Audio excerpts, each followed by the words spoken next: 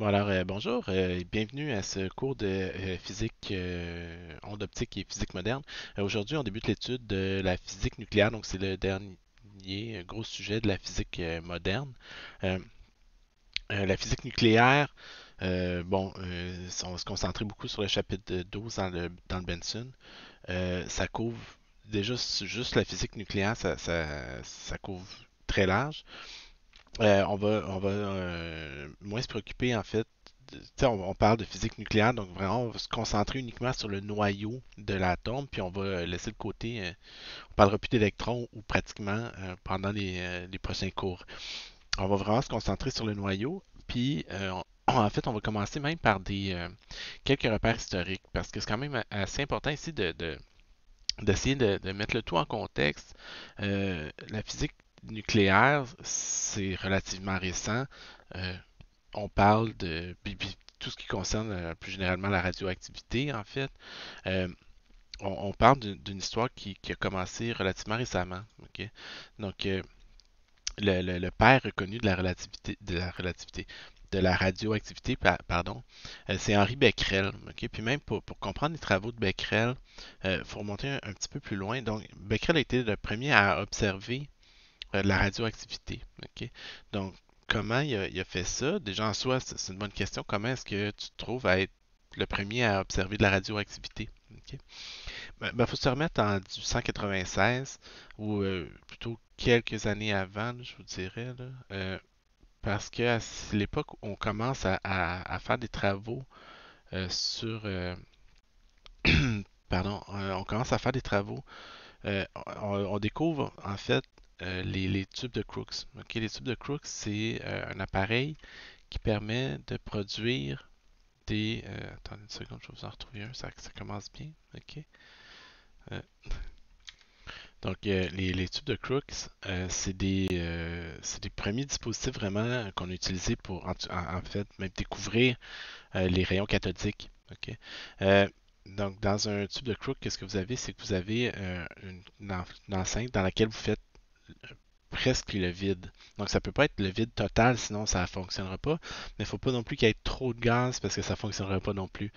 S'il y a trop de gaz, en fait c'est parce que c'est un tube cathodique essentiellement. Là, ok. Donc vous allez éjecter, vous allez chauffer ici un élément qui va éjecter des électrons que vous allez accélérer à travers une différence de potentiel, mais la différence de potentiel est tellement grande, ce qui communique tellement d'énergie aux électrons que les électrons ne seront pas attirés par l'anode, ils vont directement flyer en ligne droite. Ok. Donc vous avez une anode ici. Normalement, les électrons qui sont éjectés de la cathode devraient être attirés vers l'anode, mais la différence de potentiel est tellement grande qu'ils ont tellement d'énergie cinétique qu'ils vont juste continuer en ligne droite ou à peine dévier. Donc ce qu'on observe quand on allume le tube, on remarque ici, on voit apparaître une certaine fluorescence. Ok. Donc, pourquoi? Ben, les électrons qui sont accélérés ici vont entrer en collision avec les atomes du verre, puis vont induire de la fluorescence, en bon français, domper de l'énergie dans le verre qui va créer de la lumière comme ça. Euh, c'est les premières expériences qui ont mis en évidence l'existence des électrons d'ailleurs, ok. Parce que avant qu'on découvre les électrons, on croyait que les atomes étaient les atomes, ça veut dire indivisible. On croyait que les atomes étaient indivisibles par définition. Euh, Évidemment, on n'a pas pris grand temps avant d'être capable de séparer des atomes. Ok. En particulier, on a réussi à éjecter des électrons des atomes et à les identifier comme tels. Est-ce que c'est de la lumière? Est-ce que c'est des particules? Est-ce que c'est du rayonnement? C'était pas clair au début, donc ça a pris des travaux quand même de plusieurs chercheurs avant d'établir ça. Röntgen a même découvert les rayons X en étudiant des tubes comme ça. Donc, faut se remettre aussi dans le contexte. C'est tous les mêmes qui travaillaient sur ces appareils-là qui ont découvert plus tard l'effet photoélectrique. Donc ça, c'était du monde qui travaillait genre sur les mêmes sujets que Philippe Lénard, Becquerel, Röntgen. C'est tout du monde qui travaillait à partir des tubes de Crookes. Donc éjecter des électrons. On étudiait beaucoup les rayons cathodiques à cette époque-là parce que c'était quelque chose qui était très, très mal connu. Ok. Euh, donc, on a réalisé que, bon, ça brillait ici. Röntgen a découvert les rayons X en fait en mettant ça dans une boîte parce qu'il voulait vraiment juste voir la lumière, puis en remarquant qu'à l'extérieur de la boîte, ok, il mettait un carton opaque ici, mais de l'autre côté, il mettait une pellicule photo, ok, quelque chose qui induisait la fluorescence. Donc, il a découvert qu'il y avait des rayons qui réussissaient à traverser la boîte qui avait été produite par les tubes cathodiques. Donc, les rayons cathodiques, c'est ça qui va finir par générer des rayons X par Bremsstrahlung, mais c'est pas, c'est pas comment du pourquoi, là, vous irez voir en détail si vous voulez, mais ce qui est plus intéressant pour nous, c'est que c'est ces appareils-là qui ont mené à la découverte de la radioactivité indirectement. Ok. Je dis indirectement parce que on étudiait surtout la fluorescence puis la phosphorescence à ce moment-là. Euh, Puis c'était l'objet d'étude de Henri Becquerel. Ok. Donc Henri Becquerel travaillait sur la, la fluorescence, en fait. Ce qu'il voulait vérifier, c'était, euh, vous regarderez là, euh, il savait que certains sels d'uranium étaient capables, quand on dit, quand ils éclairaient, attendez. Donc, il voulait savoir si certains matériaux phosphorescents, comme les sels d'uranium, pouvaient émettre du rayonnement X quand illuminé par le soleil. Donc, lui, ce qu'il s'imaginait, c'est la lumière du soleil allait frapper son sel d'uranium, puis allait par phosphorescence produire des rayons X. C'était son hypothèse. Ok. Donc, c'était son hypothèse, puis pour vérifier ça, qu'est-ce qu'il a fait? Ben, il est allé emballer des sels d'uranium, puis il se préparait pour les exposer au soleil. Puis après, ce qu'il faisait normalement, c'est qu'il les mettait en contact avec une pellicule photographique, puis il essayait d'observer si ces sels avaient d'uranium et mettaient des rayons X. Donc, ils emballaient dans une pellicule opaque, près d'une pellicule photo, donc pour pas que la lumière visible vienne exposer la, la pellicule photo, pour que s'il y a quelque chose qui expose, c'est nécessairement les rayons X. Donc, il a préparé bon, il a préparé son échantillon, mais ça donne que les journées, ok, puis c'est ici le passage qui est vraiment intéressant. Il dit le passage, euh, donc, excusez, il a préparé son échantillon, il voulait aller l'exposer au soleil, après l'emballer, puis voir si ça émettrait des rayons X. L'affaire, par contre, c'est qu'il n'y a pas fait soleil pendant quelques jours à ce moment-là. Donc, il y avait des échantillons qui avaient été préparés pour le 26 puis le 27 de février 96. OK?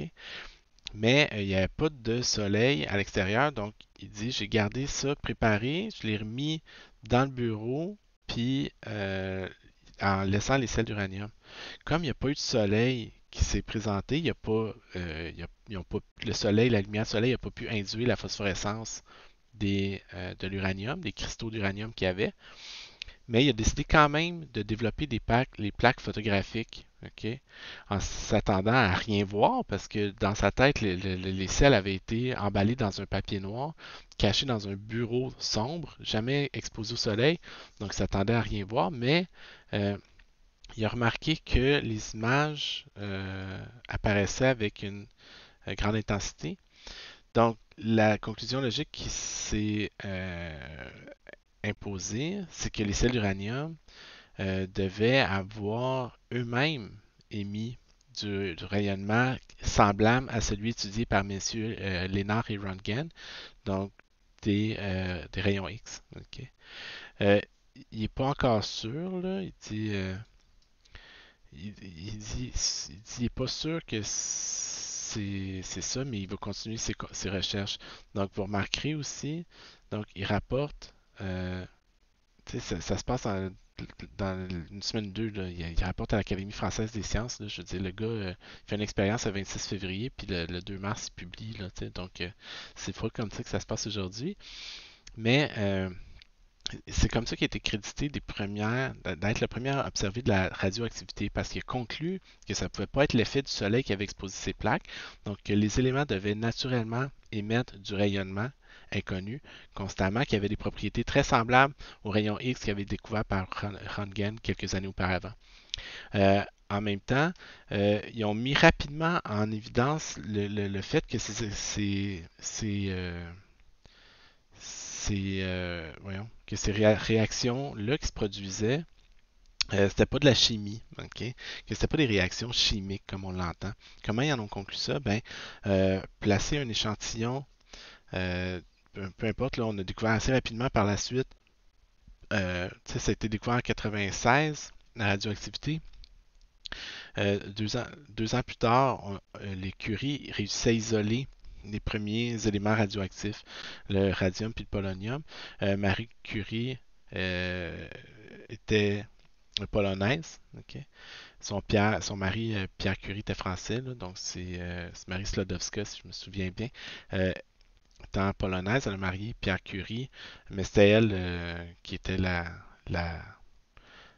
qui faisait le plus gros de la job, si on veut, mais elle avait besoin d'un homme pour lui assurer une certaine crédibilité à cette époque-là. C'était, écoutez, là, je vous ramène à la photo de la conférence de Solvay sur laquelle on ne voit que des hommes et Marie Curie, qui est la seule femme présente. C'est encore exceptionnel à cette époque-là d'avoir des femmes dans des positions comme ça. Ok.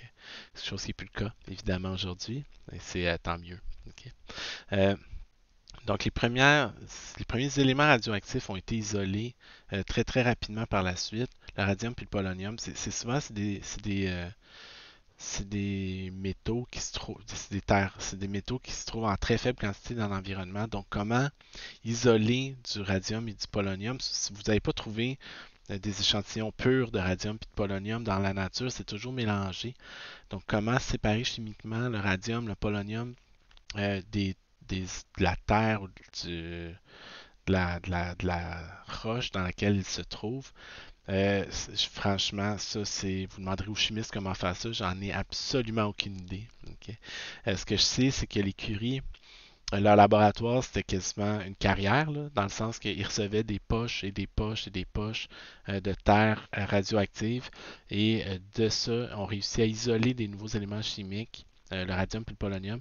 Évidemment, c'était un travail de moine, là, je veux dire, littéralement passer à travers des tonnes de roches pour extraire des quantités assez faibles de radium et de polonium, entre autres. Mais le radium et le polonium ont été les premières sources qu'on a réussi à isoler radioactives, étant capables d'émettre des particules alpha, ok, en, en quantité appréciable et de façon contrôlée. Euh, ça donne donc vraiment, c'est une grosse étape dans l'étude de la radioactivité. On a réalisé aussi à ce moment-là que les réactions, comme je vous disais, là, pour revenir, c'était pas des réactions chimiques qui se produisaient. Ça se pouvait pas que euh, ça soit juste de la chimie. Comment on s'en est rendu compte? Ben, on plaçait un échantillon, par exemple, de radium ou de polonium dans un calorimètre, ok? Puis on regardait la quantité d'énergie qui était dégagée, la quantité de chaleur que l'échantillon dégageait. Et c'était des ordres de grandeur, 4-5 ordres de grandeur de plus que les réactions chimiques les plus énergétiques qu'on connaissait par par nombre d'atomes, par exemple. Donc, par atome, les réactions, si on veut, l'énergie dégagée, normalisée par rapport à la taille de l'échantillon, était des ordres de grandeur au-dessus de tout ce qu'on connaissait de la chimie. Donc là, on a assez rapidement conclu que on ne savait pas ce qu'on observait, mais que c'était clairement pas des réactions chimiques qui se produisaient dans les éléments qu'on étudiait. Donc, à partir de ce moment-là, le radium et le polonium le radium particulièrement était devenu une commodité euh, assez précieuse. Ok. Ça coûtait cher parce que ça demandait beaucoup de temps pour extraire le radium, pour purifier le radium. C'était un job qui demandait énormément de temps puis de ressources, donc ça valait une fortune. Ok. Littéralement une fortune. Euh, Rutherford avait la chance d'être ami avec l'écurie, donc a eu accès à des échantillons de radium et de polonium qui ont été fournis par Pierre et Marie Curie. Lui, ça lui a permis d'alimenter son laboratoire de recherche, le Cavendish, en Angleterre, dont on a déjà parlé dans le dernier cours. Rutherford, lui, a été le premier à mettre en évidence la nature du noyau de l'atome. Donc, l'existence du noyau de l'atome, ça a été prouvé par les travaux de Rutherford, de Geiger et Marsden, l'expérience de la feuille d'or, là, vous vous souvenez, on en a discuté dans les derniers cours. Vous remarquez, tout ça est relié. Okay? Rutherford était vraiment le plus grand physicien nucléaire à cette époque-là. Je veux dire, ça, il a tout inventé. Okay? On va en rediscuter là. Il a découvert le noyau de l'atome, il a identifié les particules alpha, il a identifié les protons, il a identifié les trois types de rayonnement émis par les réactions de désintégration spontanée. Je veux dire, lui, puis pas juste lui, mais ses élèves ont trouvé. C'était le laboratoire le plus hot pour faire de la recherche en physique à cette époque-là, puis de loin. OK? Euh, on va discuter un peu de ce qui s'est produit pendant ce temps-là. J'attire votre attention aussi sur les dates. OK? Donc, 1911, on a la Grande Guerre 14-18. La montée de l'antisémitisme en Europe, particulièrement en Allemagne. Euh, les tensions économiques aussi, il y a eu des crashs boursiers, il y a eu des crises économiques à cette époque-là. Tout ça a mené à la montée en puissance du Parti national-socialiste, du Parti nazi en Allemagne, qui a eu des conséquences évidemment assez graves, comme il m'a appelé la Deuxième Guerre mondiale. Et les tentatives d'extermination, là, ben, tentatives, ils ont réussi pas mal le coup à l'extermination des Juifs en Allemagne nazie. Euh, donc tout ça se déroule à peu près concurremment au gros développement de la physique nucléaire. Euh, Arrive 1932, là, on fait un gros saut dans le temps, il y a plein de choses, on va reparler de pas mal d'affaires ici. Euh, James Chadwick découvre le neutron. Pourquoi c'est une découverte importante? Ben, premièrement, Rutherford savait que le noyau existait. Okay? Le problème qu'on avait avec l'existence du noyau, c'est quand on mesurait, par exemple, quand on a découvert en particulier les protons, on a découvert que les noyaux faisaient à peu près deux fois Si vous preniez la masse d'un proton fois le nombre de protons qu'il y a dans un noyau, vous arriviez à la moitié de la masse du noyau, typiquement, la moitié de la masse de l'atome. Okay? Donc, on avait des indices comme quoi il devait y avoir une autre particule dans le noyau que le proton. Donc, on s'attendait à découvrir les neutrons, et c'est Chadwick qui l'a fait. Ok, je vais juste. Laissez-moi une seconde. Donc, je vais attirer votre attention sur Chadwick. Ok. Euh, Chadwick on dit, c'est un Anglais, ok, premièrement, né en 1891 à Manchester. Euh, Travaille étudiant en physique. En 1914, Chadwick décide d'aller vivre en Allemagne pour étudier avec Hans Geiger, qui était le Geiger qui travaillait avec Rutherford, avec qui on découvert le noyau de l'atome en 1911. Okay? Évidemment, 1914, Allemagne, c'est la Première Guerre. Euh, Geiger, pardon, Chadwick étant anglais, se fait emprisonner dans un camp de prison camp, là, un camp pour les détenus pendant la guerre. Mais, écoutez, ça se peut même pas, ok? Au lieu de... Lui puis certains de ses collègues ont décidé de former un club scientifique, de continuer d'apprendre, puis de laisser les gardes, de laisser les gardes monter, ils ont réussi à convaincre les gardes de les laisser se monter un petit laboratoire. Ok? Donc évidemment, ils n'arrivaient pas à trouver les.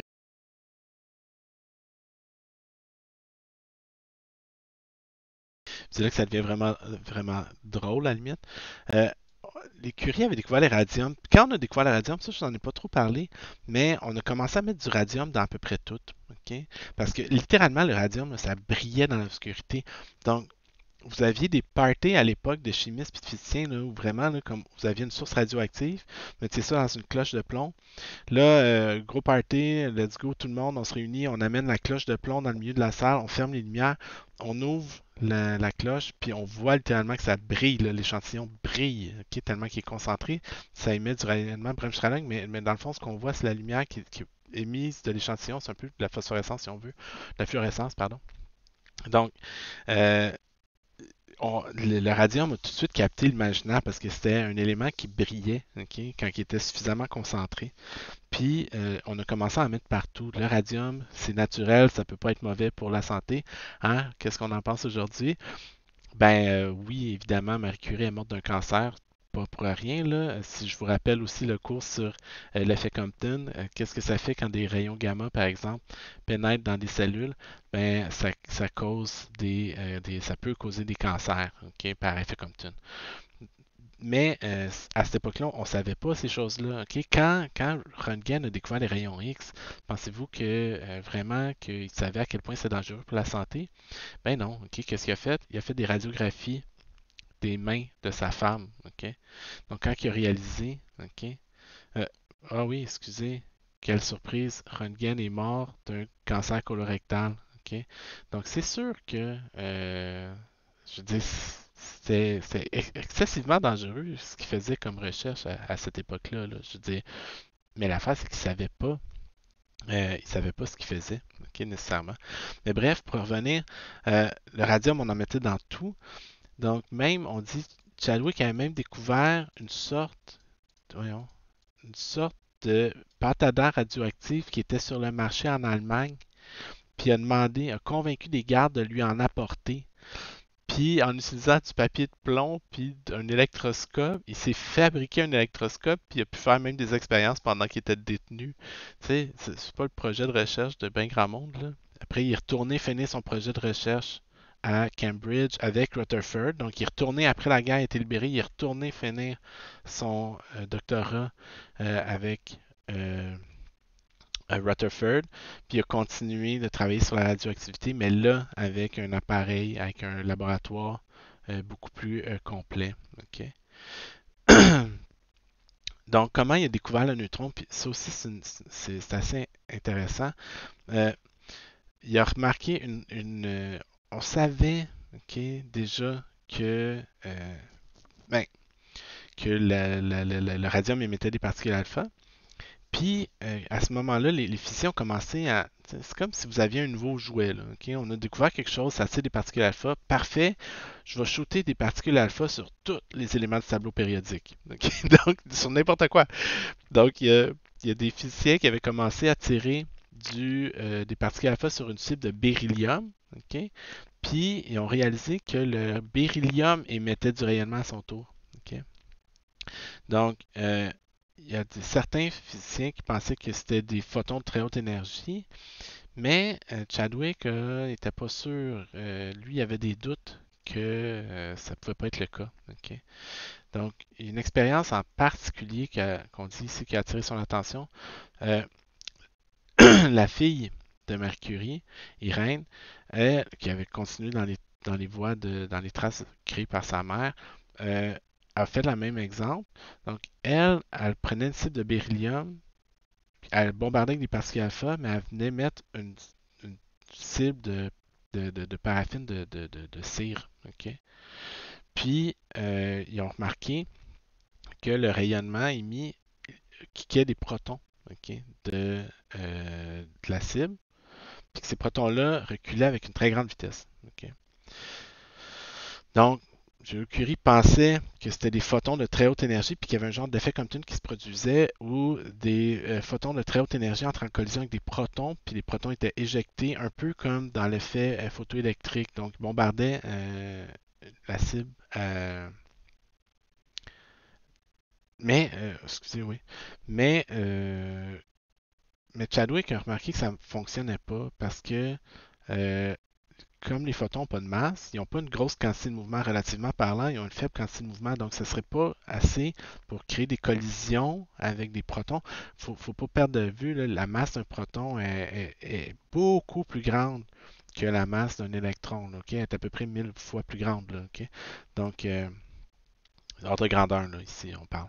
Donc, c'est une affaire de créer l'effet Compton où vous avez un photon qui transporte une certaine quantité de mouvement qui entre en collision avec un électron qui l'éjecte. La masse des électrons est relativement faible. Mais là, de là à éjecter des protons, pardon, là, on n'est pas la même affaire. Donc, ce que je veux vous mettre ici, c'est l'article dans lequel il rapporte, il lit les résultats du papier de Joliot-Curie, puis il dit non, non, non. Il dit c'est pas ça qu'ils ont découvert. Il dit c'est pas des photons d'autres énergies qu'ils ont découvert. Ils ont découvert les neutrons, c'est juste qu'ils s'en sont pas rendus compte. Ok, attendez une seconde. Donc ça, c'est l'article en question. Ok. Donc, on dit quand c'était montré par certains que quand on bombarde du beryllium avec des particules alpha, ça va produire un rayonnement of great penetrating power. Bon, puis il parle des résultats de Joliot puis Curie. Ça, c'est ce qui s'est produit là, littéralement quelques semaines après avoir pris connaissance des résultats de Joliot-Curie. OK? Donc, il a remarqué, il rapporte les résultats, il dit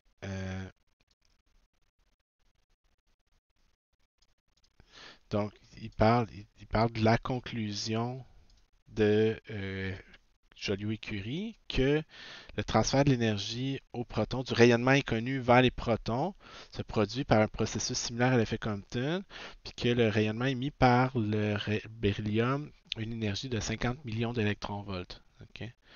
Donc, lui, qu'est-ce qu'il écrit? Il dit, OK, moi j'ai fait certaines expériences pour étudier. Dans le fond, il a repris littéralement l'expérience que Joliot-Curie faisait. Là, je vais vous la montrer ici. Donc, est ici l'expérience en fait, OK? Donc, on a une source de polonium qui émet les particules alpha. Les particules alpha entrent en collision avec l'acide de beryllium. Le beryllium émet un rayonnement de nature inconnue. Ce rayonnement de nature inconnue-là frappe une couche de paraffine, donc un élément qui est riche en atomes d'hydrogène, en protons. Puis vous avez des protons qui sont éjectés ici, puis qui sont enregistrés par un compteur Geiger. OK, là? Donc, c'est ça l'expérience. Lui, son but, c'est d'étudier la nature du rayonnement ici qui est inconnu. OK? Donc, il dit blablabla. euh, le bout, le bout, c'est ça que j'aime. OK? Ici. Il dit les résultats sont très difficiles à expliquer si on suppose que le rayonnement du beryllium est un rayonnement quantique, donc autrement dit de la lumière. OK? Si on suppose que l'énergie puis la quantité de mouvement sont conservées dans des collisions. Donc, ce qu'il dit clairement, c'est que, ben, poliment, c'est que Joliot-Curie suppose que c'est un rayonnement quantique, mais pour que ça soit ça, il faudrait abandonner la conservation de l'énergie, puis abandonner la conservation de la quantité de mouvement. Donc, on s'entend-tu que en physique, c'est pas le genre d'affaire qu'on fait à la légère, abandonner des hypothèses comme ça. Donc, lui vient supposer ok, que si le rayonnement est constitué de particules de masse 1, donc les particules de masse 1, c'est par exemple des protons, et de charge 0, donc un neutron. Donc, la capture du particule alpha par le beryllium 9 construit, fabrique du carbone 12 puis émet un neutron. Donc, ça, on va revenir dans les détails. À par les relations d'énergie, la vitesse du neutron est émise à ça. À ce moment-là, c'est possible pour un neutron si rapide qui vient frapper. Là, il transporte assez de quantité de mouvement pour éjecter des protons. OK? Donc, c'est vraiment intéressant. Mais il a vraiment comme trouvé ça en une seconde. En une seconde, il a vu le résultat publié par Joliot puis Curie, puis un peu comme notre ami Einstein, a repris les travaux, les découvertes d'un chercheur en lui faisant comprendre qu'il n'avait pas observé ce qu'il avait observé. Puis Joliot-Curie ont passé à côté de la découverte de leur carrière avec ça ici. Là, ok? Donc, puis poliment, là, ça, c'est vraiment poli. Ok? Il dit, on peut prévoir que la plupart des effets, que plusieurs des effets d'un neutron qui passe à travers la matière pourraient ressembler aux effets produits par un quantum de haute énergie, autrement dit un rayon un photon très énergétique. Et c'est pas facile de décider entre ces deux hypothèses. Jusqu'à date, toute l'évidence est en faveur du neutron, mais on peut mais pour que l'hypothèse du quanta soit soutenue, il faut abandonner la conservation puis de l'énergie puis de la quantité de mouvement, sinon il n'y arrive pas. Donc, tu sais, c'est une façon polie de dire, bon, ok, il y a deux hypothèses, il y a mon hypothèse du neutron qui marche parfaitement et il y a l'hypothèse du quanta de Joliot-Curie qui ne marche que si on abandonne la conservation de l'énergie puis la conservation de la quantité de mouvement. Donc, c'est dans une petite lettre comme ça qu'on encore une fois, toujours dans l'humilité ici, là, OK? Possible existence du neutron, mais c'est clairement c'était canné, là, je veux dire, à ce moment-là. Donc, c'est un des résultats qui a mis la table pour la suite aussi. Donc là, on vient de découvrir le neutron. On sait à ce moment-là que le noyau est composé de protons puis de neutrons, qu'on a un cortège électronique qui tourne autour. Donc, le modèle de bord, le modèle du noyau, tout coïncide. Puis, on met la table pour la suite. OK? Pourquoi c'est intéressant aussi le neutron? C'est parce que, euh, particulièrement en Angleterre, au Cavendish, on s'ostinait, entre guillemets, à étudier, à créer des réactions nucléaires là, en bombardant des cibles avec des particules alpha. Mais les particules alpha transportent une énergie cinétique relativement faible. OK?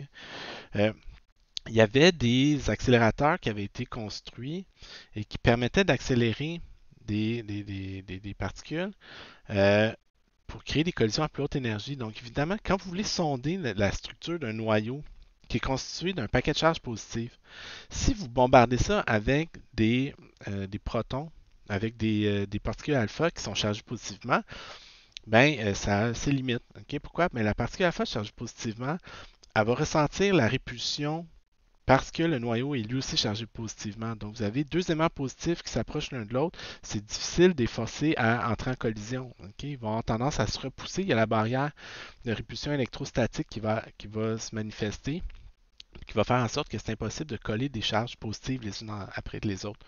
OK? Donc, il y avait deux façons de contourner ce problème-là si vous voulez sonder la structure des noyaux.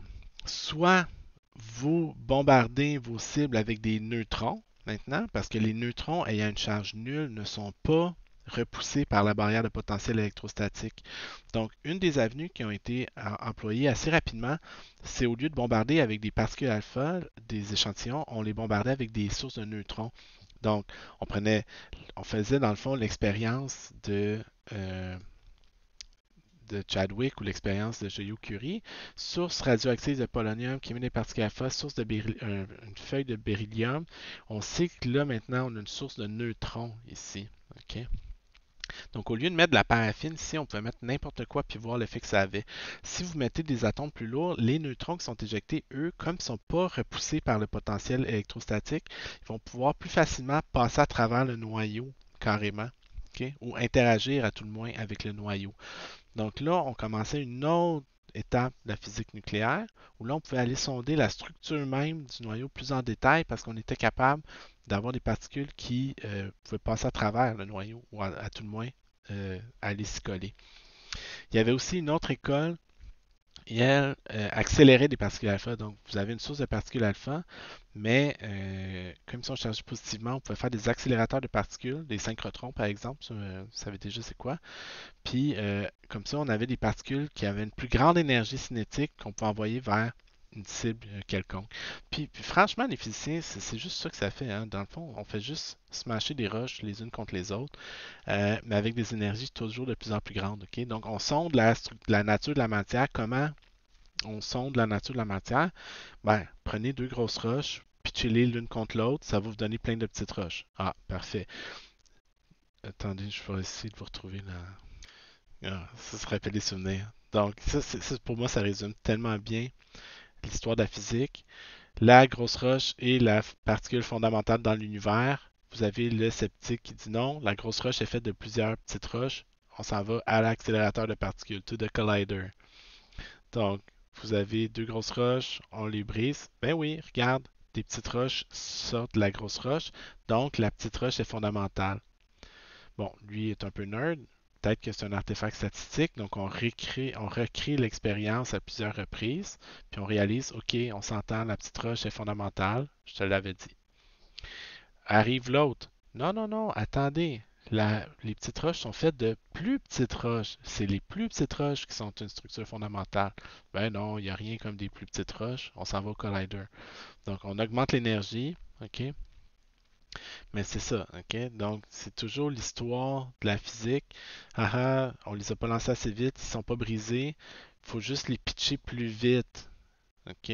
Donc, il faut juste pitcher les roches plus vite l'une contre l'autre. Là, on va trouver la plus petite roche. Puis l'autre, le sceptique, sure. 10 000 itérations plus tard, c'est quoi une particule fondamentale? C'est n'importe quoi qui est plus petit que ce qui était une particule fondamentale une génération passée.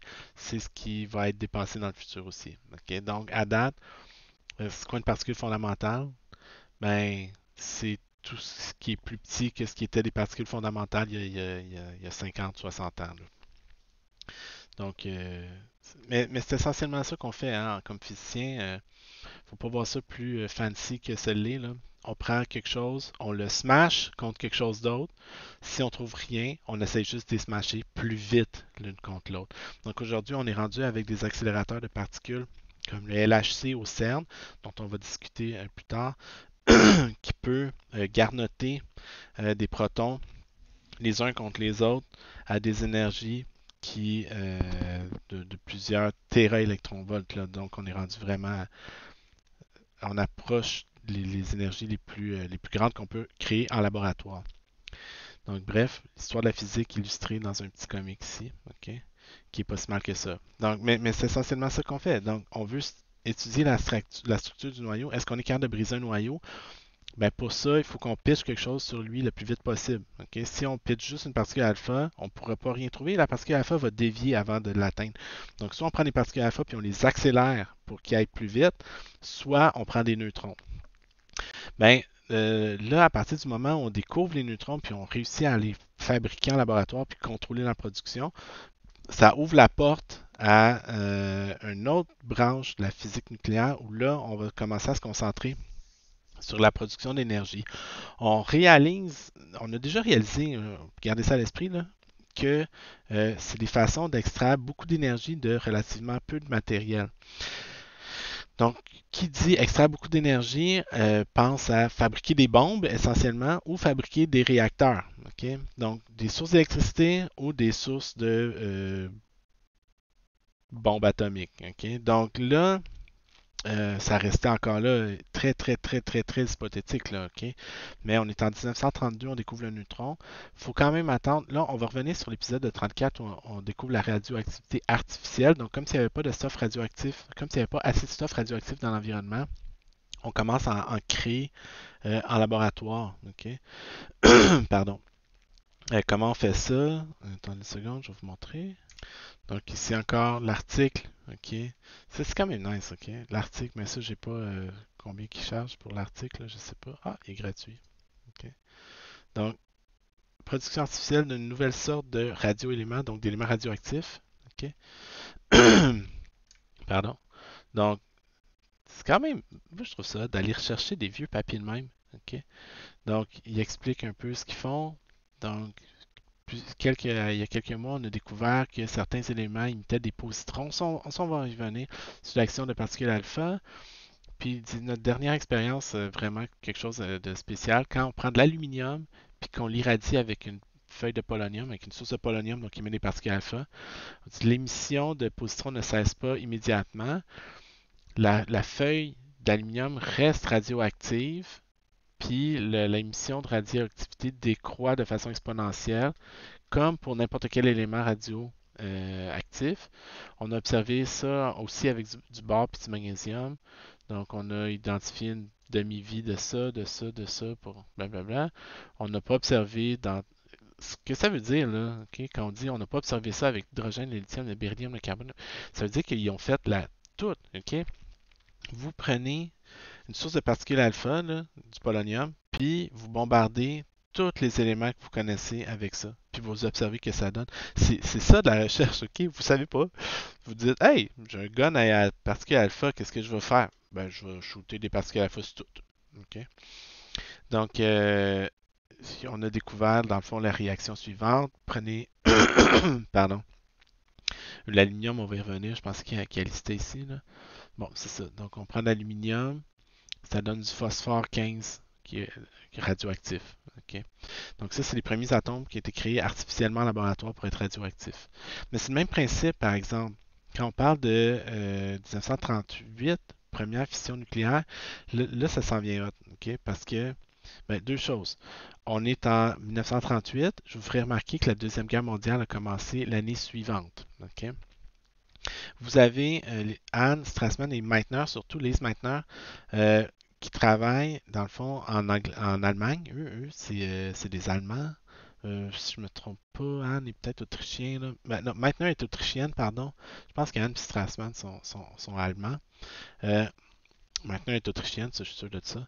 Euh, eux, prennent les neutrons, puis créent en laboratoire les premières fissions nucléaires. Donc là, ça commence à être euh, complètement important. Euh, je vous reviens. Donc, euh, ici, ce qui est intéressant des travaux de Anne Strassman puis maintenant, c'est qu'en fait, euh, on est en 1938. Lise Meitner travaille avec Anne puis Strassman depuis plusieurs années, mais là, ça commence à être un peu flyé, là, excusez, là, mais on est en 1938. L'Allemagne envahit l'Autriche, si on veut, ok? Euh, donc, Lise Meitner perd sa citoyenneté autrichienne. Puis vraiment, il ne faut pas penser que l'antisémitisme, là, ça a commencé en 1939, là, ok? Euh, Lise Meitner a travaillé dans des bureaux, dans des laboratoires de recherche, déjà qui était une des seules femmes à travailler là. Puis elle avait la chance de travailler dans un laboratoire au Kaiser Wilhelm Institute. Puis c'était vraiment une job euh, euh, prestigieuse. Mais le problème, c'est que comme elle était autrichienne, puis qu'elle était juive, je suis pas mal sûr, ouais, c'est ça. Donc, elle était juive. Puis les Allemands ont décidé, les nazis ont décidé que tous les Juifs devaient quitter leur poste, ok, pouvaient plus avoir de poste de prof d'université essentiellement. Ok. Donc, pendant un certain temps, elle était protégée par le fait qu'elle n'était pas juive allemande, qu'elle était juive autrichienne, donc elle pouvait quand même garder sa job. Mais à un moment donné, quand ils ont, quand ils ont annexé l'Autriche, puis qu'ils ont fait disparaître, si on veut, la nationalité autrichienne, ok, ben là, elle savait que sa job était pour perdre sa job, ok. Niels Bohr lui a invité de venir la rejoindre, ok, comme il donne un poste de prof essentiellement à Copenhague parce qu'il savait qu'elle travaillait sur des affaires vraiment intéressantes, que c'est une grande scientifique. Euh, elle décide d'accepter l'invitation d'aller à Copenhague où travaillait son neveu Fritz, mais ça commence, ok, va au consulat danois pour obtenir un visa de voyage. Ça fait dire que le Danemark ne reconnaît plus son passeport autrichien, fait qu'elle peut pas quitter, elle peut pas quitter l'Allemagne essentiellement. Ok. Donc là, Bord commence à capoter, puis essaye de trouver un job pour maintenir, puis essaye de contacte son réseau, essaye de trouver un job n'importe où, ok, mais la faire sortir d'Allemagne. Ok. Puis, il y a eu à ce moment-là la fondation Rockefeller qui, jusqu'à avant, soutenait les réfugiés. Ok. En tout cas, là, je veux dire, je peux pas résumer ça. Je veux dire, c'est incroyable cette histoire-là. Là. Je veux dire, elle a réussi à fuir. Ok. Attendez une seconde. C'est ce qu'ils disent. En tout cas, vous irez voir ça, je veux dire, c'est complètement fou. Elle a réussi à fuir l'Allemagne en faisant croire au gars à douane, à l'Allemand à douane, qu'elle s'en va juste pour une conférence, puis qu'elle revient. Puis Anne, Otto Anne, il avait donné une bague, sa bague de mariage. Ok, ouais, c'est ça. Ok. Donc, c'est ça ici. Donc, le 11 juillet, c'est ça. Hey, écoutez, c'est sérieux, c'est une histoire de film, là. Ok. Donc, euh, Peter de Dubaï, Peter Dubaï, un autre qui est connu, communique avec un autre. Là, il essaye d'organiser la fuite de, de Lise Meitner. OK? Donc, il y a juste, comme les personnes ne pouvaient pas aller travailler, donc elle avait juste un poste de lecturer, là, dans le fond. Là. Il trouve une job pour aller donner des cours pas payés à Leiden. Le gars parle avec les gardes pour s'assurer que maintenant elle allait pouvoir sortir de l'Allemagne. Parle aussi, dans le fond, essaie de s'assurer qu'elle va pouvoir passer. Le matin, on dit pour éviter de faire croire qu'elle s'enfuit du pays, on dit elle garde sa routine, reste à l'institut jusqu'à 8 heures, continue de faire comme si tout était. Pack deux petites valises avec juste des vêtements d'été, comme ça fait pas comme si tu déménages. Là, ok? Anne il a donné une bague en diamant dont il avait hérité au cas où qu'elle aille à soudoyer un garde à la frontière. Mais finalement, ça a bien fonctionné. Elle a réussi à se pousser de l'Allemagne. Puis, bon, c'est ça. Un télégramme de Pauline informe Coster qui était à un moment euh, aussi connu pour le kidnapping entre guillemets de Ace Maintenant qu'il l'était pour la découverte du hafnium. Là. Ok? Donc, c'est franchement assez sauvé ensuite de la Suède vers Copenhague où elle a rejoint Niels Bohr. Puis là, elle a pu se sauver du régime nazi et commencer à travailler en Angleterre puis en tout cas dans le reste de l'Europe. Elle a découvert la fission nucléaire, c'est vraiment intéressant parce que euh, si on revient en tout cas, Lise Meitner, pour la petite histoire, c'est probablement une des femmes qui aurait dû se mériter un prix Nobel. Parce que quand ils ont découvert la fission nucléaire, qu'est-ce qu'ils ont fait en fait, c'est qu'ils ont. Tu sais, je vous disais, là, des physiciens, ça prend n'importe quoi, puis ça shoot ça sur n'importe quoi, puis ça observe qu'est-ce que ça donne.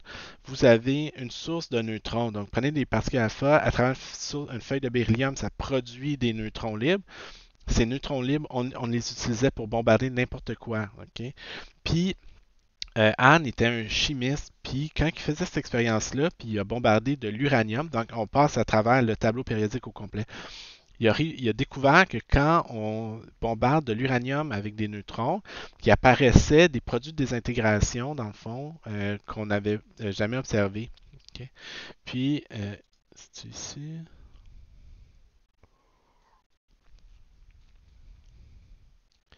Excusez, là, c'est pas la page où j'étais tantôt. Oh my God, il y en a, ok. Donc, pardon. Anne et Strassman ont remarqué qu'il avait produit du barium. Donc, prend des neutrons, shoot ça à travers l'uranium. On remarque que ça produit du barium, qui est un élément plus léger que l'uranium. Comprend pas ce qu'il observe, ok? Écrit à maintenant qu'il est déjà en Suède à ce moment-là, qu'il s'est déjà sauvé de l'Allemagne nazie. Puis, demande l'avis de Lise Meitner. Meitner, elle comprend ce qu'ils sont en train d'observer. Elle comprend que, imaginez que vous avez on sait que les noyaux d'uranium sont massifs. OK? Donc, les noyaux d'uranium, là, c'est comme une grosse boule très massive. Puis vous prenez un neutron, puis vous le shootez là-dedans. Ça, il y a à peu près, ça fait 235 à 239 fois la masse d'un neutron, à peu près là, OK, ordre de grandeur, OK? Autrement dit, il y a 235 protons et neutrons dans ce moton-là, dans ce noyau d'uranium-là. OK? Vous envoyez un neutron là-dedans, qu'est-ce qui se passe? Le neutron transporte une certaine quantité d'énergie, puis il n'est pas repoussé par la barrière de potentiel électrostatique. Donc, il va se coller au noyau, OK? Puis il va faire augmenter l'énergie du noyau. Au lieu d'avoir, mettons, 235 nucléons qu'on appelle dans le noyau, vous en avez un 236e qui est le neutron, puis qui vient domper de l'énergie cinétique là-dedans. OK? Donc là, qu'est-ce qui se passe? C'est que vous avez une grosse. Le modèle de maintenant, c'est que vous avez une grosse gouttelette, OK, d'eau essentiellement. Puis quand vous rajoutez une particule supplémentaire, le noyau va commencer à osciller sur lui-même. Mais c'est chargé positivement cette affaire-là. OK? Donc ça donne que si ça oscille trop, ça va prendre un peu la forme d'un enclume comme ça. Puis à ce moment-là, la répulsion électrostatique, donc c'est comme si on avait un morceau ici, puis un morceau ici qui sont chargés positivement les deux. Puis là, la force électrique de répulsion devient plus grande que la force nucléaire d'attraction. Ça va briser ce truc-là en deux noyaux plus petits. OK? Ou si vous comptez le total que vous avez, ça vous donne la masse que vous aviez au départ, moins 2-3 neutrons. Là. On va y revenir là-dessus. Mais bref, on s'imagine que vous avez une gouttelette d'eau, okay, que vous envoyez un neutron là-dedans, ça commence à osciller. Si ça c'est trop, ça se peut que ça se défasse en deux petits morceaux. À ce moment-là, vous allez avoir 2-3 neutrons qui vont être éjectés aussi. Okay. Puis elle a la clé ici, okay, dans ces 2-3 neutrons-là. Donc, on est en 1938. Hans Strassmann observe la désintégration nucléaire en laboratoire pour la première fois. Maintenant, interprète correctement leurs résultats. Donc, explique à Anne et Strassmann qu'est-ce qu'ils sont en train d'observer. Qui a le prix Nobel, vous pensez? Sûrement pas la femme. Okay? Donc, c'est Anne et Strassmann qui se partagent le prix Nobel. Lise Meitner a été gardé de côté, okay, à ce moment-là encore. Donc, 1938, on est aux portes là, de la guerre vraiment. Donc là, on découvre qu'on est capable de créer des réactions nucléaires en laboratoire. Okay? Évidemment, à la même année, vous avez d'autres physiciens comme Hans Bethe. Okay? Un autre, lui, c'est quelle nationalité? Donc, Hans Bethe, dans le fond, est né en Allemagne. Okay? Il était juif. Okay? A fait le plus gros de sa carrière, par contre, à l'Université Cornell aux États-Unis. Okay? Donc, ça aussi encore, c'est des histoires qui sont complètement flyées. Là. Je veux dire, il a commencé à travailler, c'est un Allemand, il a commencé à étudier en Allemagne. Il a eu une bourse de la Fondation Rockefeller pour voyager. Okay? Donc, il a été accepté au Cavendish. Donc, il est allé travailler au même laboratoire que Rutherford, mais en 1930. Là. Donc là, c'était plus Rutherford qui supervisait directement. Là. Il a travaillé, OK, on est en 1930, il a travaillé au Cavendish. L'année suivante, il est allé travailler avec Enrico Fermi à Rome. OK. Après, il est resté en Italie en 32. En 33, ça aussi c'est n'importe quoi. Donc, il écrit un article. Il demande Sommerfeld demande à Bethe de l'aider avec un article pour la conduction des électrons dans un métal, ce qui a donné naissance à ce qu'on appelle aujourd'hui la physique de l'état solide. Okay? Donc, il a inventé une branche de physique. Il a trouvé, avec Fermi, un autre papier sur l'électrodynamique quantique. Il est retourné à l'université de Tübingen en Allemagne en 1932, travaillé avec Hans Geiger, qu'il avait rencontré sûrement à l'époque du Cavendish, ou en tout cas avec qui il était familier. C'est à ce moment-là que le Parti national socialiste passe la loi dont je vous ai parlé juste avant pour enlever la job, toutes les... tu ne pouvais pas occuper une job gouvernementale si tu avais un héritage juif. Donc, Bethe passe la job à l'université en Allemagne. Sommerfeld redonne la job à Bethe à Munich. Puis là, après, assez rapidement, en 1933, quitte l'Allemagne, s'en retourne en Angleterre, mais à Manchester ce coup-là. Puis déménage avec d'autres physiciens. Euh, Puis finalement, la même année, Cornell cherche un physicien pour travailler en théorie. Puis un gars qui recommande fortement Bethe, supporté par Bragg, déménage à. Bon, en tout cas, blablabla, il a déménagé. Ouais, c'est ça. Il s'est retrouvé aux États-Unis en 1935, puis à Cornell. Puis c'est là, entre autres, qu'il a trouvé la façon dont les étoiles produisent l'énergie. Okay? Donc, il a trouvé ça, puis c'est intéressant aussi parce que il y avait un concours qui avait été organisé qui offrait un prix de 500 $ pour le meilleur papier sur la production d'énergie solaire, mais il avait besoin de faire sortir sa mère de l'Allemagne. Puis, il avait besoin, donc, de 250$ pour ça. Fait qu'il a écrit le papier où il réglait, dans le fond, le cycle CNO puis la chaîne PP. Dans le fond, les mécanismes de production d'énergie au cœur du soleil. Il a envoyé ça, puis cette revue-là, un petit concours, mais il était clairement pas dans sa ligue, là. Je veux dire, il était bien trop fort pour la ligue, je devrais plutôt dire. Fait que c'est mérité le premier prix. Il a donné un peu d'argent à son chum qui avait référé ce concours-là. Il a gardé une partie pour lui, puis a envoyé le reste à sa mère pour qu'elle puisse sortir de l'Allemagne. Donc, tu sais, c'est genre, regarde, c'est des humains qui font ça, c'est ça que je veux dire.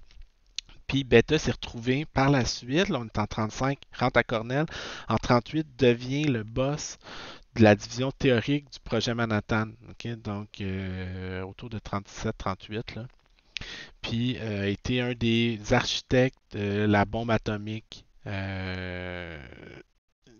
pour les explosions de la bombe de Fatman qui a été droppée sur Nagasaki. Ok. Donc, il a vraiment travaillé fort sur le développement même de la bombe à hydrogène qui vient après, on va en revenir. Comme on dit, même s'il s'était joint au projet pour prouver que c'était impossible de le faire. Donc, lui, c'est un des physiciens qui voyait la bombe atomique comme un challenge intellectuel avant d'être un challenge de destruction. Donc, c'était le plus gros projet de recherche de l'histoire de la physique. Tout le monde voulait travailler là-dessus. En plus, c'était pour, excusez le français, là, mais ça crée une volée aux nazis. Fait qui était pas pour ça, à part les nazis, ok? Euh, En plus, lui, d'héritage juif, ben, c'était dans son intérêt aussi de mettre fin au régime nazi dans les plus brefs délais. Donc, ce gars-là en a fait, là, ça n'a pas de rapport, comment il en a fait beaucoup. Pardon. Euh, Puis il s'est retrouvé en chef de la division théorique. Donc, mais ce qui est aussi important de comprendre, c'est que c'est en 1938 qu'on a découvert les mécanismes de production, qu'on a vraiment bien compris les mécanismes de production d'énergie au cœur du Soleil. 1938, ok? On parle pas de... Ça fait pas si longtemps que ça, là. Donc, ça aussi, c'est quelque chose, tu sais, qu'on devrait... Aujourd'hui, on comprend là, comment brille le Soleil. Mais on est en 1938. Ça fait 30 ans que la relativité a été proposée. On ne comprend toujours pas comment fonctionne l'intérieur du Soleil. Ok. C'est assez intéressant ça aussi. Donc, Hans, Strassmann, Meitner, Bethe. Là, on arrive, la Deuxième Guerre mondiale euh, débute.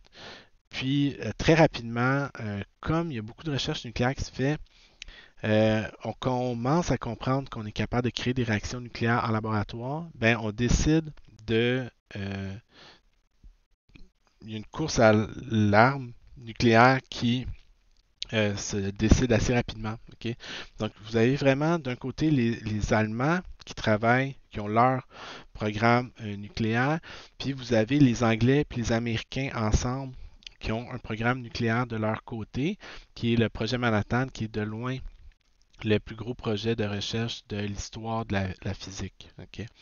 Ouais, dans ce projet Manhattan-là, vous avez à peu près tous les physiciens juifs qui ont réussi à quitter l'Allemagne vont tous, ou à peu près, travailler sur le programme nucléaire américain ou anglais.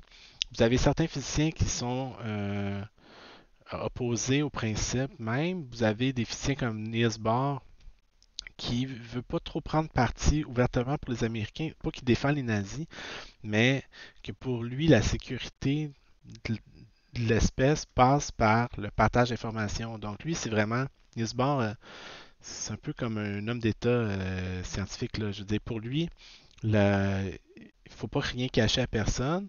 C'est juste par l'équilibre de la terreur, si on veut, que personne ne va oser s'annihiler. Si tout le monde a les mêmes armes, personne ne va oser s'en servir. C'est quasiment, c'est un peu caricatural, mais c'est à peu près son raisonnement. Okay? Donc, lui n'est pas impliqué directement, mais vous avez beaucoup d'autres physiciens qui vont aller travailler directement sur le projet Manhattan. Euh, on pourrait passer un cours complet là, sur le projet Manhattan. C'est complètement incroyable. Okay? Mais juste pour vous donner une idée à quel point les histoires s'emballent, c'est que en 1938, on crée les premières réactions nucléaires en laboratoire. Après, ça prend même pas 4 ans avant qu'on réussisse à construire le premier réacteur à fission nucléaire. Donc là, ce qui est important de comprendre, c'est que euh, je vous disais ici, là, tout ça, c'est venu possible parce que c'est les 2-3 neutrons ici. Ok. Donc, quand vous brisez un gros noyau d'uranium en deux noyaux plus petits, premièrement, ça brise pas toujours exactement de la même façon. Ok? Donc, ça va briser toujours à peu près de la même façon. Vous avez une certaine distribution de probabilité que ça donne tel ou tel produit.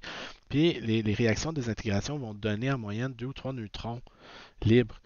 Puis c'est là que l'idée de la réaction en chaîne elle naît. Ok? Ça, c'est Léo Szilard en Angleterre. À un moment donné, qui s'est dit, ouais, mais on serait pas capable de créer une réaction en chaîne. Donc, si vous avez un neutron qui brise un noyau qui dégage 2 ou 3 neutrons, ces 2 ou 3 neutrons-là pourraient aller briser à leur tour 2 ou 3 noyaux d'uranium qui donneraient 9 ou 12, ben, ainsi de suite, une réaction. On voit une progression exponentielle, puis on voit une réaction nucléaire entretenue en chaîne se produire. Donc là, quand cette hypothèse-là vient pour la première fois, on ne sait pas si c'est possible de le faire. Parce qu'évidemment, des neutrons libres, ça a tendance à être absorbé facilement aussi par à peu près n'importe quoi. Donc, il faut trouver des matériaux qui sont capables de dégager plus de neutrons qui en absorbent. L'uranium est un de ces candidats-là qui, quand on le brise, va dégager 2 ou 3 neutrons. OK? Ce qui reste à faire ensuite, c'est pas simple, là, mais c'est de éviter que ces neutrons libres-là soient absorbés par autre chose que des noyaux d'uranium, puis de ralentir les neutrons qui sont éjectés.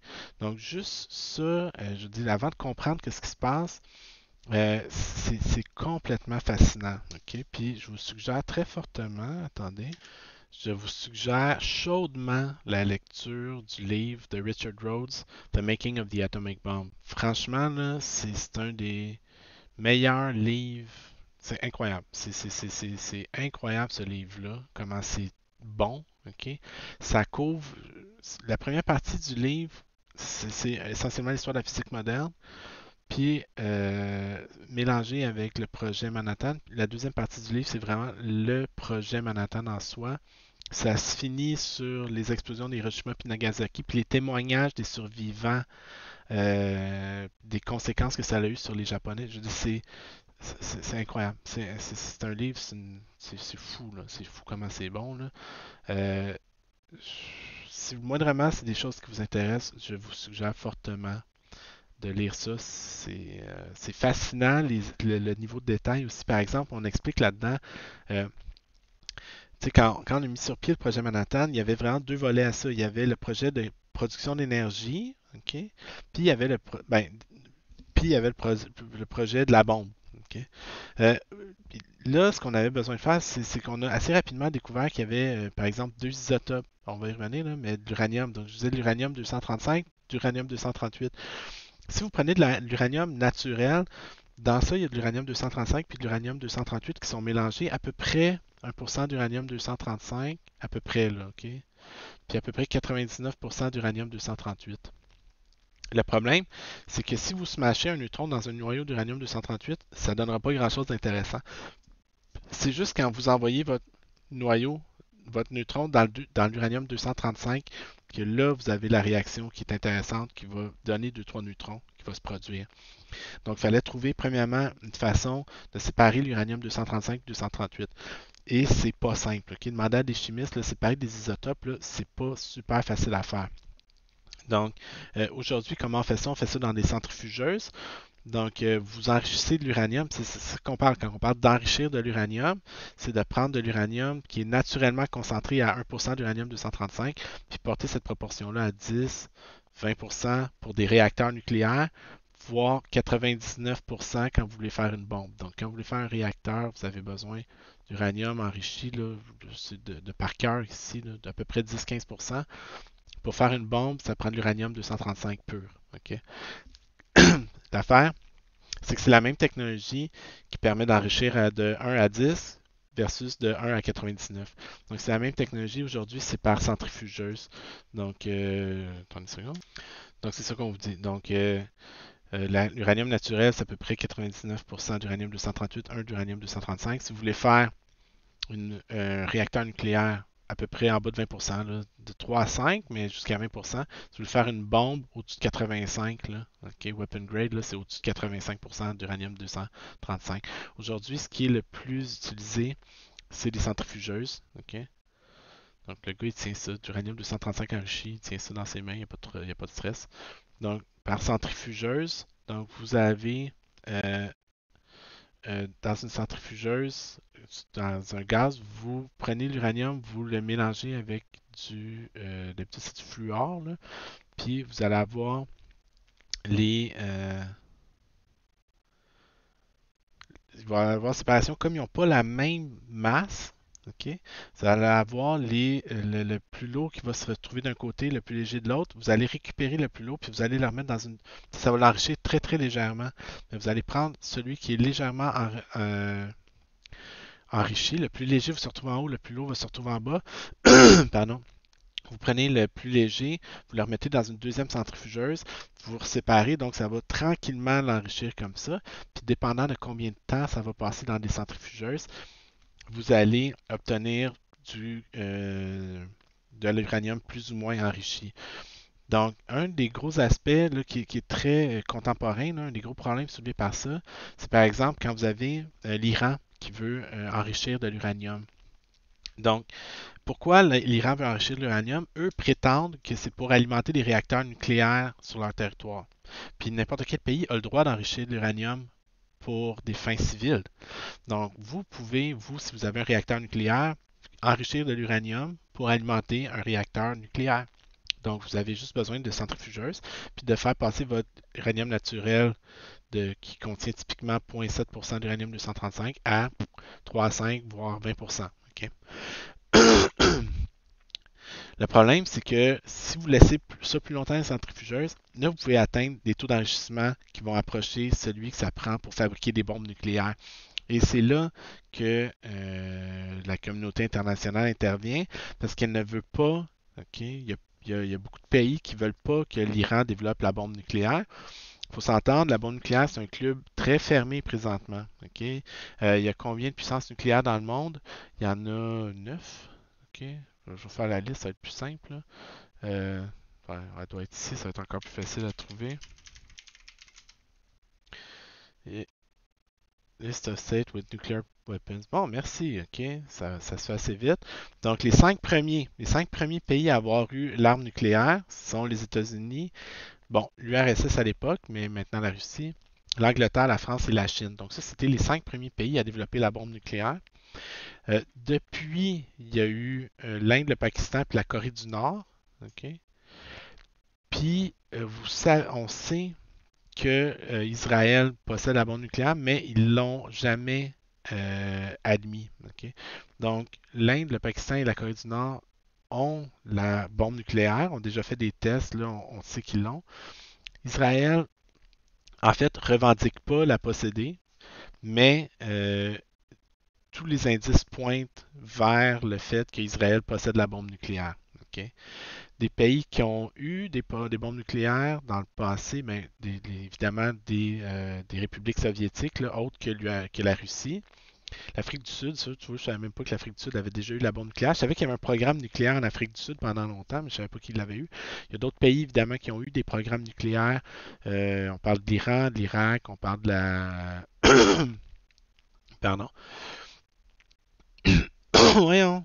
On parle de... Ouais, on parle de l'Iran, de l'Irak, on parle de l'Arabie Saoudite, c'est pas clair, je pense pas. Le Brésil a déjà un programme nucléaire, si je ne me trompe pas.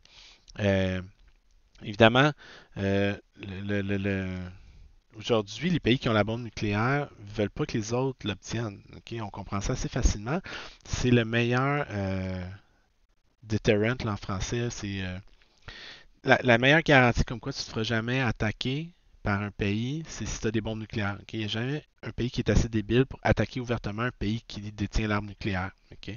Donc, ça se passe toujours par des proxys. Souvent, les guerres, là, je dis, tu sais, la guerre du Vietnam, c'était une guerre entre les États-Unis et l'Union soviétique, mais pas sur le territoire de l'Union soviétique, pas sur le territoire des États-Unis.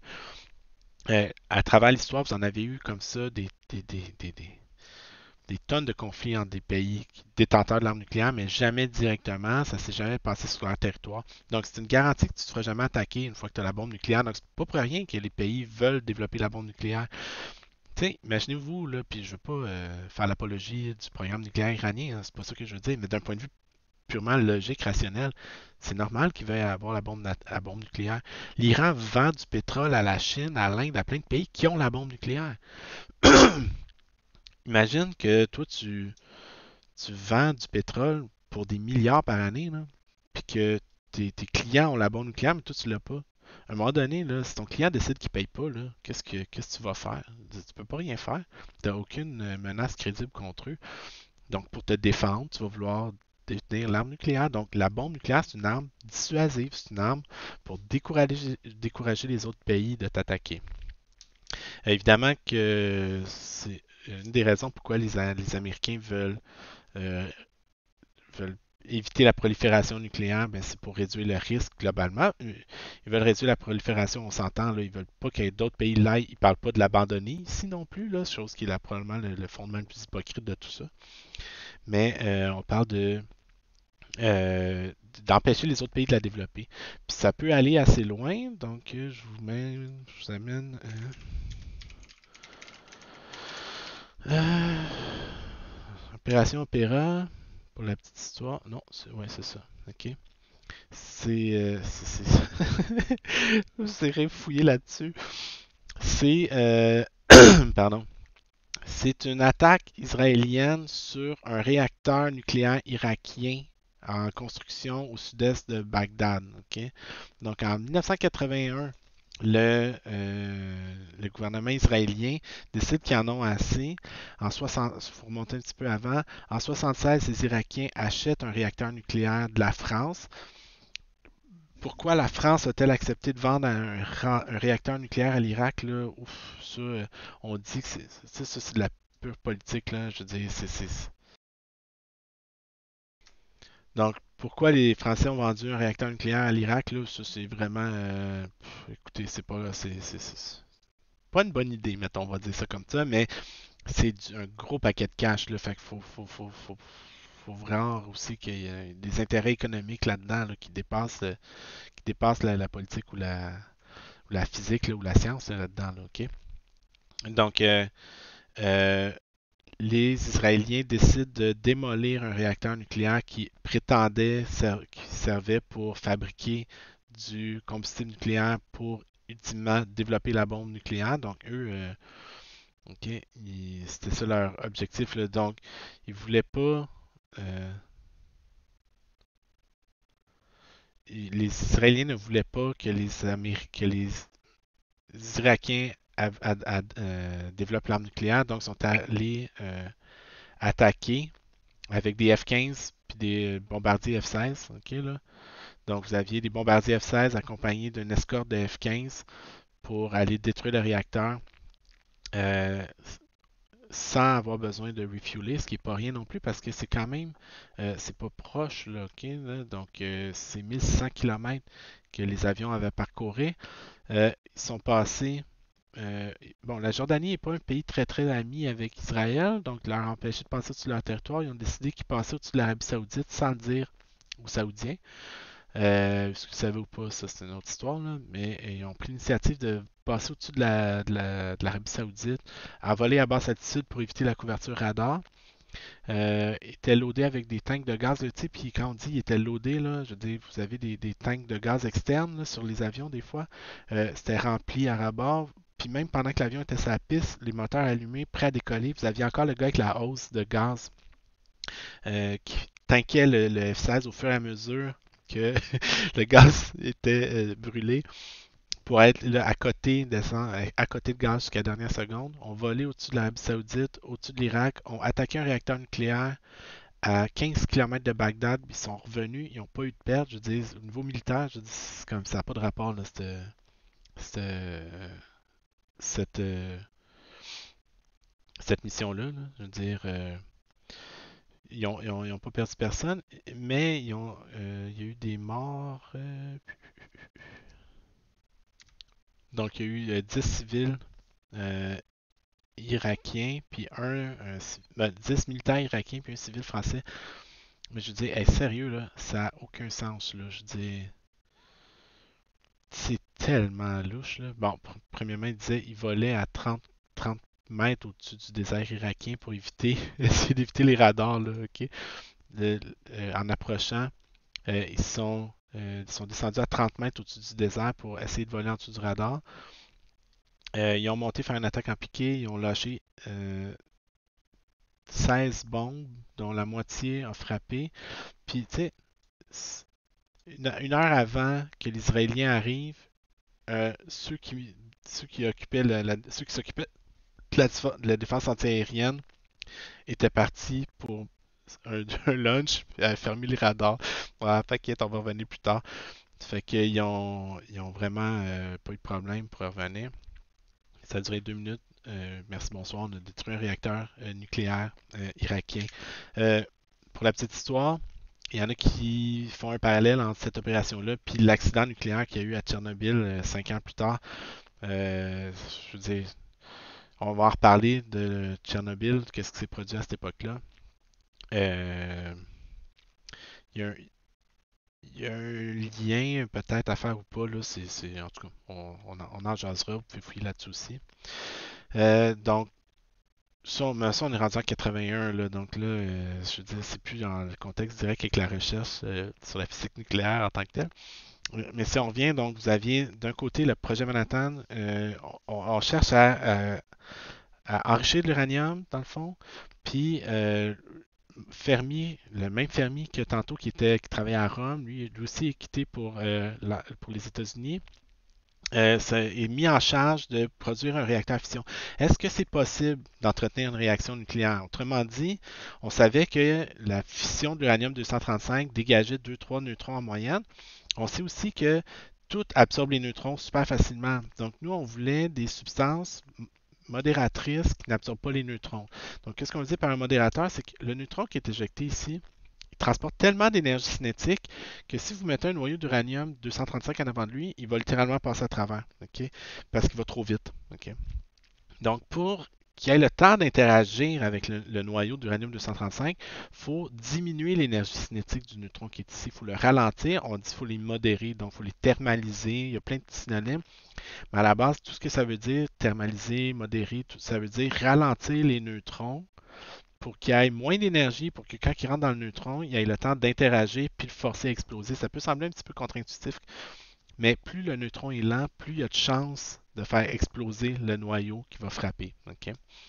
Donc, par exemple, on connaissait des bons modérateurs. L'eau lourde est un bon modérateur, puis elle a la propriété de ne pas absorber les neutrons. Donc, un bon modérateur, c'est quelque chose qui va ralentir les neutrons parce que le neutron va entrer en collision avec des atomes. Donc, il va ralentir, il va perdre l'énergie cinétique à chaque fois, mais il ne va pas être absorbé non plus. Okay? Donc, c'est pour ça que l'eau lourde est un bon modérateur, parce que l'eau lourde, on se souvient, l'eau lourde, c'est vous prenez au lieu de oxygène, hydrogène, hydrogène, vous remplacez les deux hydrogènes par des deutériums. Des deutérons, là, des deutérons, c'est un isotope lourd de l'hydrogène. C'est en soi un proton puis un neutron. Okay? Au lieu d'être juste un proton, c'est un proton puis un neutron okay? D'un deutérium. Donc ça absorbe, c'est plus massif. Donc quand vous avez des neutrons qui arrivent, ils vont entrer en collision, ils vont ralentir, mais ils ne seront pas absorbés. Donc c'est un très bon modérateur, liquide en plus, qui peut jouer le rôle de caloporteur, de matériaux qui transportent la chaleur. Puis vous avez un autre bon modérateur qui est le graphite, donc le carbone, mais hautement purifié. Là. Donc, tu sais, si vous avez, je sais pas, des crayons de plomb, les mines sont en graphite, là-dedans, vous n'avez pas du graphite pur. Okay? Le graphite, il y a des impuretés qui vont avoir la propriété d'absorber rapidement les neutrons.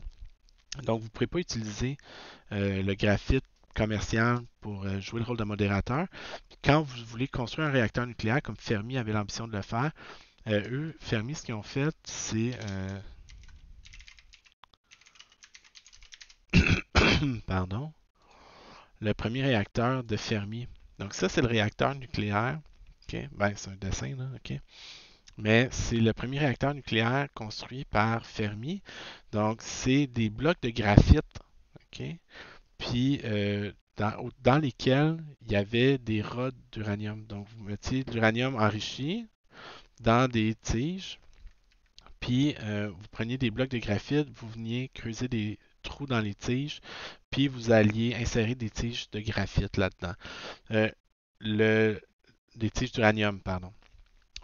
Évidemment, si c'est laissé hors de contrôle, mais ça va chauffer, chauffer, chauffer, puis finir par exploser. Donc, vous ne pouvez pas juste faire ça. Ok? Vous avez besoin d'un OK. Attendez. Ah, c'est ça. OK. Donc, c'est vraiment ça ici. Donc, c'est des couches de graphite, OK, qui sont installées pour construire le réacteur. Donc, vous voyez, là, c'est vraiment, c'est fait sketch, là. Je veux dire, on construit un réacteur nucléaire puis où? On le construit à l'Université de Chicago dans un building souterrain en dessous du terrain de football. Ils ont construit littéralement un réacteur nucléaire là, OK, là, en plein milieu de Chicago. OK? Je veux dire, aujourd'hui, c'est impensable de faire ça. Écoute, même à l'époque, c'était tellement impensable de faire ça qu'ils n'ont pas demandé la permission pour le faire. C'est lire là-dessus aussi, c'est fou. C'est complètement fou, là. OK? Donc, en novembre 42, une équipe qui incluait Fermi et une couple d'autres physiciens ont pris de l'uranium naturel de gens partants. OK? Donc, l'uranium pas raffiné, donc ça en prenait vraiment beaucoup. Ils utilisaient le graphite comme modérateur. Donc, il y avait 45 000 blocs, il y avait 330 tonnes de graphite avec 5 tonnes d'uranium, puis 41 tonnes d'oxyde d'uranium.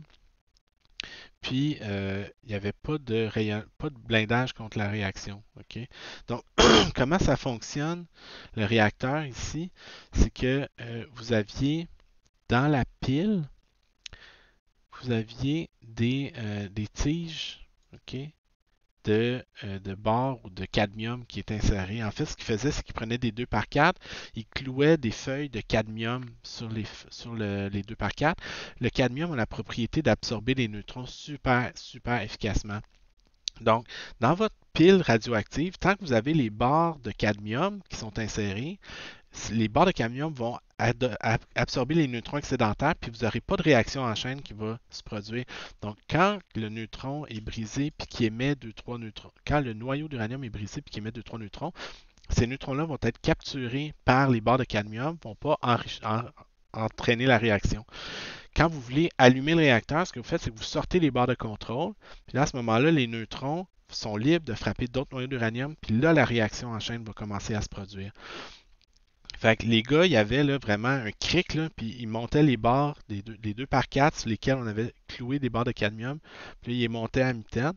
Puis là, quand il y avait un détecteur, quelqu'un qui comptait le taux de réaction qui se produisait, puis quand ils ont vu que là, ça commençait à s'emballer, là, ils ont fait bravo, on a notre réaction.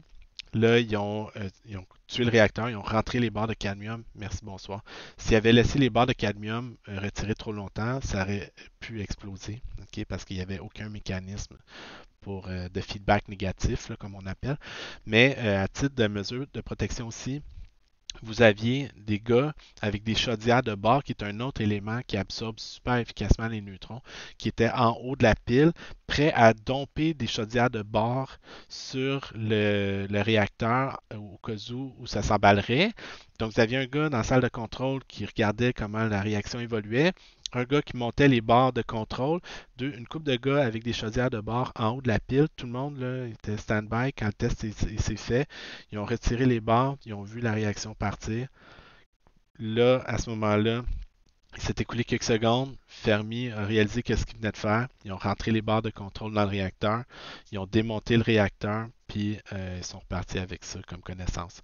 Donc, c'était un moment marquant dans l'histoire de la physique nucléaire parce que c'est à ce moment-là qu'on a pour la première fois construit un réacteur capable de produire l'énergie, de contrôler le taux de fission de l'uranium, puis d'extraire de l'énergie. Pourquoi c'était intéressant pour l'armée américaine aussi? Parce que, puis ça on va y revenir, imaginez que vous avez, bon, en fait on peut en parler là aussi, imaginez que vous avez, pardon, un sous-marin. Okay? Les sous-marins à cette époque-là, c'était des sous-marins au diesel batterie. Okay? Donc, vous avez essentiellement un bateau qui est capable d'aller en dessous de l'eau quelque temps. Quand le bateau est en dessous de l'eau, évidemment, il n'y a pas d'oxygène. Donc, les seuls moteurs qu'on avait, c'était des moteurs à combustion. Donc, un moteur à diesel, ça a besoin d'oxygène pour faire la combustion du diesel pour extraire de l'énergie. Donc, généralement, les sous-marins à l'époque de la Deuxième Guerre mondiale, c'était des bateaux qui flottaient à la surface de l'eau. Pendant qu'ils roulent, on charge les batteries. Quand on veut plonger, On ferme les écoutilles, on ferme le moteur diesel, on descend en dessous de l'eau, puis on roule ses batteries, le temps que les batteries vont durer. Quand les batteries sont vides, on est obligé de remonter à la surface, de rouvrir le moteur à diesel, de recharger les batteries, changer l'air en même temps, tout ça. Donc, c'était des affaires qui étaient capables d'aller en dessous de l'eau pendant une certaine période de temps, qui étaient limitées par la durée de, ben, par l'énergie qu'on pouvait stocker dans les batteries. Évidemment, si vous avez un réacteur nucléaire, un des premiers projets, c'était de miniaturiser un réacteur nucléaire comme ça pour qu'il soit capable de fournir l'énergie pour un sous-marin. Parce qu'à partir de ce moment-là, si vous avez un sous-marin qui est alimenté par un réacteur nucléaire, vous n'avez plus besoin de moteur à diesel dedans. Il peut rester indéfiniment en dessous de l'eau. En fait, il peut rester la limite de temps que ça peut passer en dessous de l'eau, c'est combien de temps que ça va prendre avant que votre équipage capote ou manque de bouffe. Ok, là, c'est les deux seules limites qui sont imposées. Parce que sinon, ça peut rester en dessous de l'eau indéfiniment. L'autre intérêt de ça, qui est parallèle au premier, c'est tout le projet Manhattan, toute la recherche sur les bombes nucléaires. On va y revenir. Ça, je vais y revenir plus tard quand on va parler plus en détail des réactions nucléaires. Mais le projet Manhattan en soi, c'est un sujet, là, c'est complètement flyé. Les réacteurs à fission étaient un volet du projet Manhattan, mais l'objectif ultime, c'est d'être le premier pays à développer l'arme nucléaire, le projet Manhattan. Donc c'est là que il y a eu beaucoup, beaucoup de choses qui sont déroulées à ce niveau-là.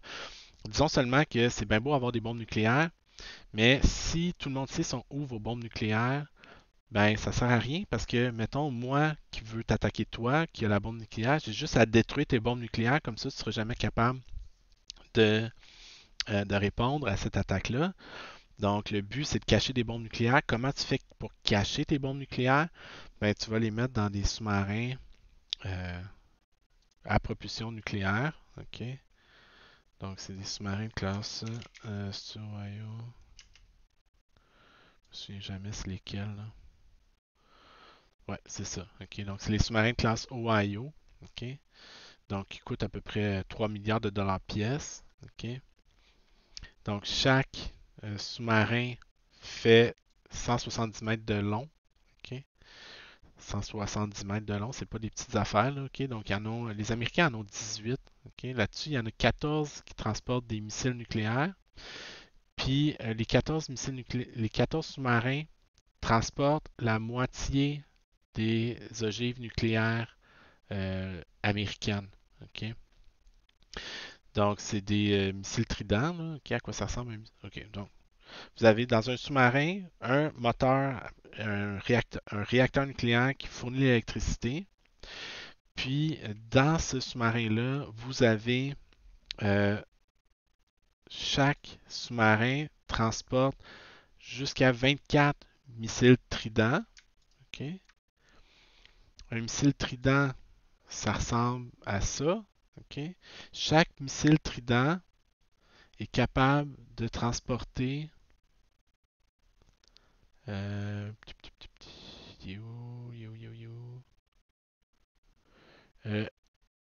de 1 à 14. Bon, ok, là c'est compliqué là, mais c'est des MIRV en plus, ok? Donc c'est des. Attends une seconde. Voyons.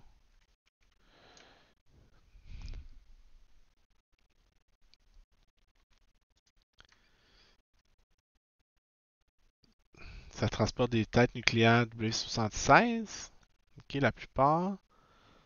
Mais je cherche les MIRV. Attendez une seconde. Excusez là.